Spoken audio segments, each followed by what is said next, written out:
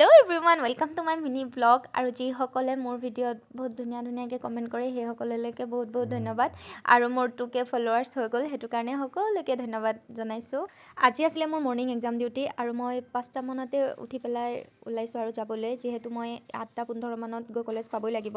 সেইটো কাৰণে মানে যিদিনা অলপ খৰধৰ সেইদিনাখন ট্ৰেইন আহিব কিবা। এক্সাম ডিউটি শেষ হোৱাৰ পিছত কিবা খাই ল'লোঁ আৰু ঘৰলৈ আহিলোঁ।